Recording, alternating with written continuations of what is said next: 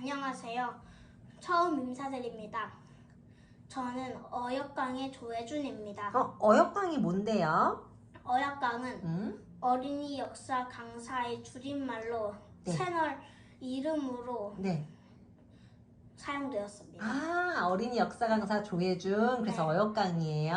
어른 역사 강사라고 잘못 이해하시는 분들이 있는데 오해하지 말아주세요. 네. 누가 봐도 어린이니까 걱정하지 마세요. 네. 네.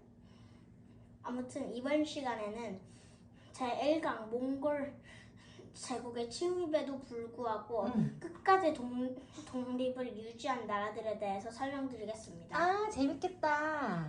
때는 12세기 후반. 몽골은 동유럽과 동아시아를 잇는 엄청난 제국이 되었죠. 12세기 후반에 동유럽이랑 동아시아는 어떤 나라들이 있었어요?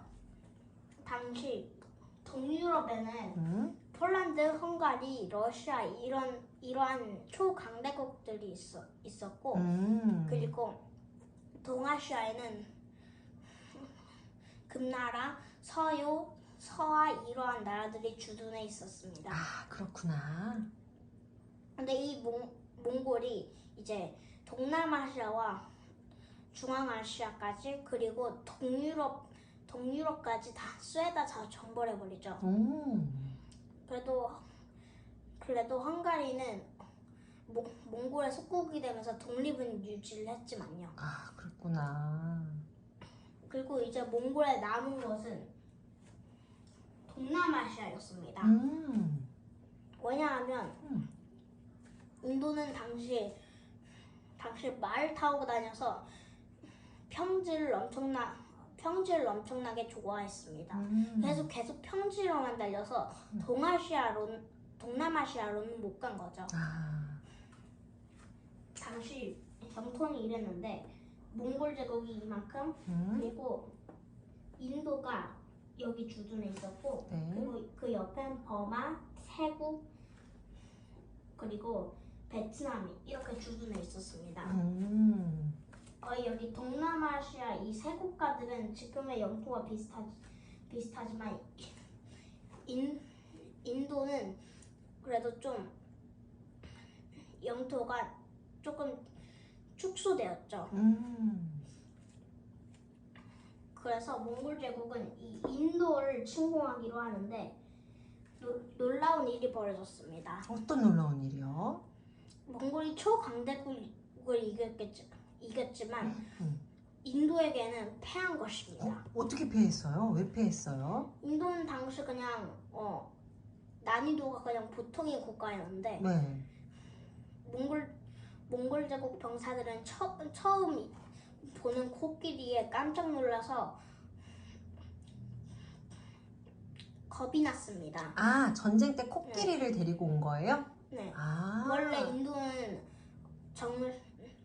정식 타고 가는 동물이 코끼리였으니까 말이죠. 아, 그거를 이용한 거구나. 전쟁 때. 되게 좋은 아이디어다. 당시 인도를 포함한 동남아시아에서는 네.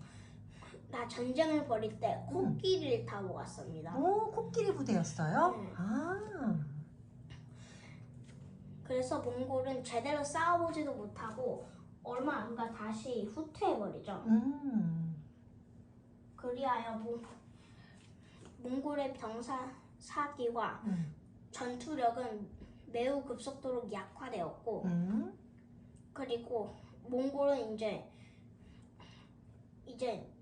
누구도 이기는 초강대국이었지만 이제는 한 초강대국이 몽골과 맞붙으면 상대가 될 만하다고 평가되었죠. 그리하여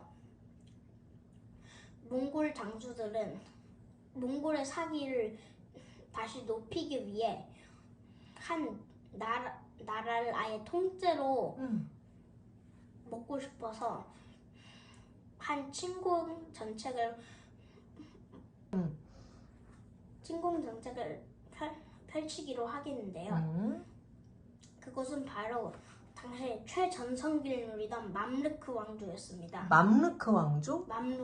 아, 써주세요. 모르겠어요. 발음이 너무 어려워요. 맘루크요. 아, 맘루크 아니라 맙? 네, 맘. 맘루크. 그냥 네. 발음이 맘루크. 아, 네네. 여기 몽골 제국은 당시 이랬고 여기 음. 호라산 왕국과 국경을 맞댄 한 왕조가 바로 이 맘루크 왕조입니다. 네. 맘루크 왕조는 당시 요르단, 이라크 남쪽, 사우디아라비아 북쪽, 이스라엘 그리고 이집트 북쪽 땅과 이집트 남동쪽 땅을 차지하는 엄청난 거대 제국이었는데요. 그래도 몽골의 상대는 되지 못했죠.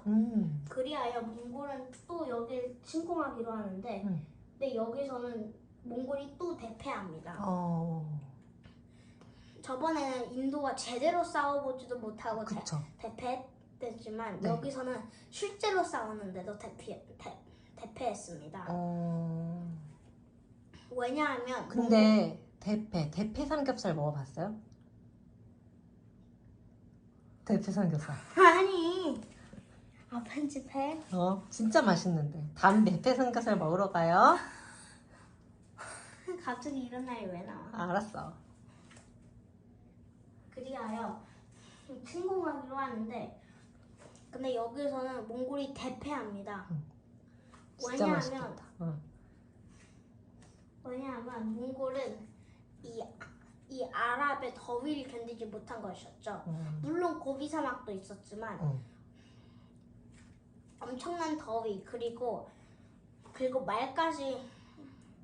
말까지 그리고 가는 바람에 말은 이 더위를 견디지 못하고 차례차례씩 쓰러져 갔습니다. 아, 이게 사람만 중요한 게 아니라 아까는 코끼리도 중요했고 이번엔 말도 중요했고 전쟁에 참여하는 모든 동물들도 되게 중요한 거네요. 그쵸? 예를 들어 말이 죽었다 그러면 그 위에 타는 사람도 대혼란인 겁니다. 그쵸. 그렇겠죠. 갑자기 말이 죽으니까 쓰러지니까. 그쵸?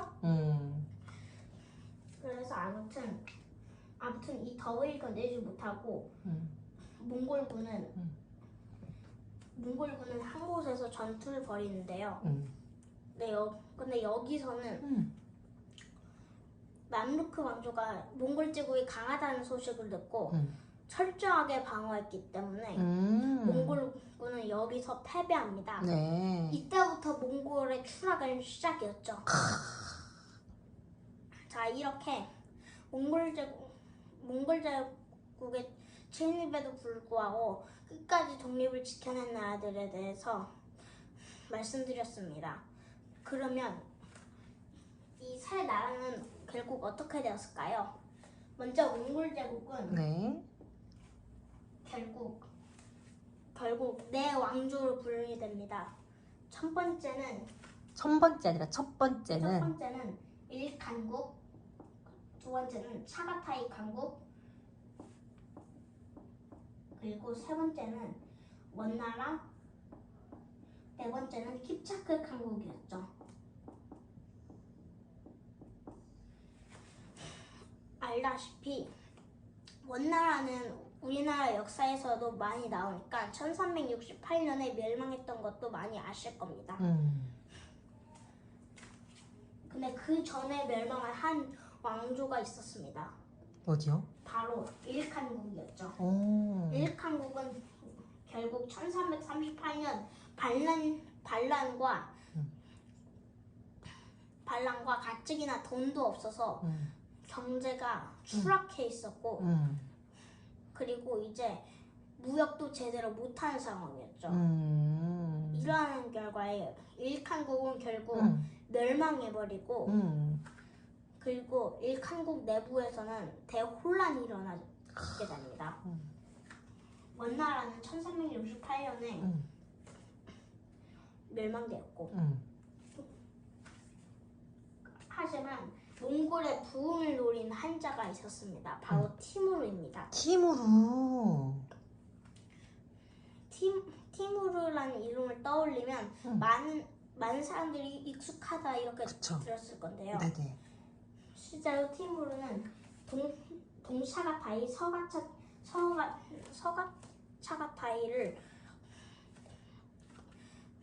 병합한 엄청난 인물로 존경받고 있습니다. 물론 이것도 완전히 병합한 것은 못했고 소국으로 만들었죠. 소국으로, 그쵸? 그래서 티무르는 그냥 차가타이를 통일했다고 보겠습니다. 네. 차가타이 통일하고 그리고 몽골 제국이 못 이겼던 인도 맘루크 왕조에게 복수를 성공하고 말죠. 저번에 겪었던 대패로 티무르는 이미 또 인도가 또 코끼리를 타고 올 거라고 이미 예상했고 그리고 코끼리에게 겁을 주기 위해 낙타 위에 곡식을 놓은 다음 거기다 불을 붙여서 낙타들이 코끼리들 앞에 돌진하게 만들었고 코끼리들이 날뛰자 대공사를 펼쳤습니다. 그리하여 인도는 결국 쇠퇴하고 말죠. 그리하여 전쟁 배상금과 어마어마한 땅을 잃은 인도, 하지만 이들도 멸망하진 않았습니다. 왜냐하면 티무르가 이 상태로 전쟁을 멈춘 거였죠. 왜냐하면 너무 무리한 전쟁이면 병사들도 이제 굶주리고 병사들의 사기가 급속도로 떨어질 수 있으니까. 그쵸. 그래서 아무튼 인도는 어느 정도 정리되었고 이제 맘루크 왕조로 가는데 맘루크 왕조마저 격파시킵니다. 이제 맘루크 왕조를 찾으러 갔는데 여기에서도 이깁니다.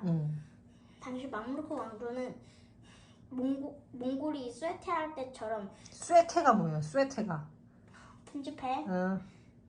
몽골이 쇠퇴할 때처럼 그렇게 초전성기를 누리고 있진 않았으니 그리하여 맘루크 왕조까지 격파시킨 티무르. 하지만 그도 또 맘루크 왕조를 끝까지 점령하지는 않았습니다.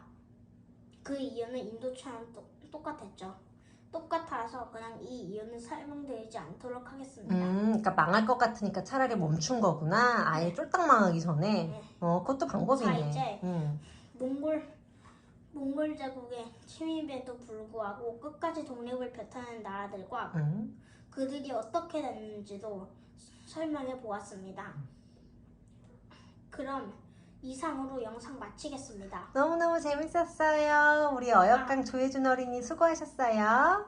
그리고 네. 이 영상이 재밌었다면 구독과 좋아요, 알림 설정 꾹꾹 눌러주세요. 알겠습니다. 그리고 다음 시간도 기대해 주세요. 네, 기대할게요. 그러면 다음 시간에 만나요. 안녕. 안녕. 한번 웃어주세요.